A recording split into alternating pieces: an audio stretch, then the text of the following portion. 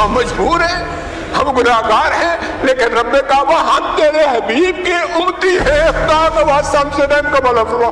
जब आपका वजीर आजम, जब आपका लीडर बुज़दिल हो, वो मोदी का नाम ना ले सके। पहले पाकिस्तान का हमला नाकाम करना और फिर पाकिस्तानी शहरों तक जाकर हमला करना।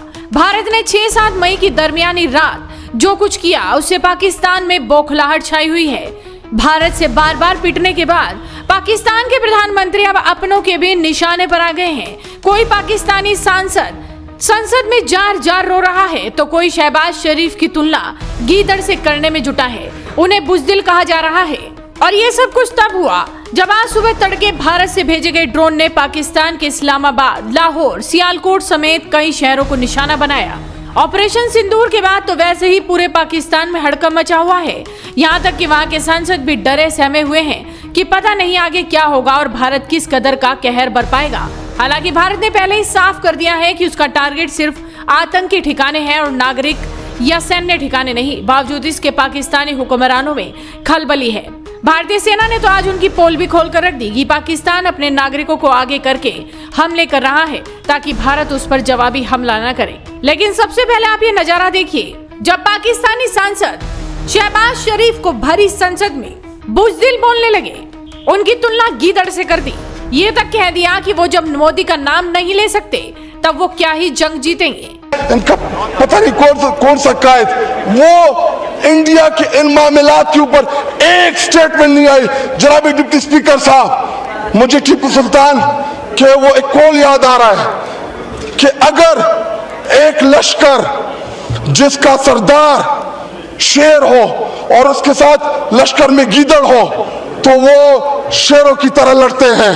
अगर शेरों का लश्कर उसका सरदार गीदड़ हो तो वो नहीं लड़ सकते, वो जंगे हार लेते हैं। इस वक्त बॉर्डर पे खड़ा वो फौजी जो हमसे तवक्को रखता है कि हमारा लीडर, जो कौमी लीडर होता है या जो वज़ीर आज़म होता है, वो आईना होता है, वो फेस होता है, उसकी तवक्को है कि हमारी सियासी क़यादत वो दलेरी के साथ मुकाबला करेगी। जी, वाइंड अप करें, जुम्मे का टाइम है। आखिरी 2 मिनट दे जी। लेकिन जब आपका वज़ीर आज़म, जब आपका लीडर बुज़दिल हो, वो मोदी का नाम ना ले सके, उसको आप क्या पैगाम दे रहे बॉर्डर पे लड़ने वाले उस जवान को?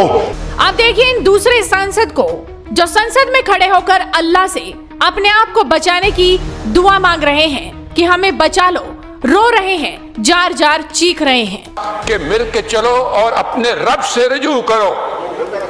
रब काबा, हम तेरे आगे दरख्वास्त करते हैं, इस मुल्क की हिफाजत फरमाना जो तूने हमें अता किया है, और ये नबी सल्लल्लाहु अलैहि वसल्लम की दुआओं का है। आपने कायदे आज़म को इंग्लैंड में मुलाकात की, ख्वाब में आए और उनको कहा कि जाओ वापस और जाके पाकिस्तान का मामला हल करो।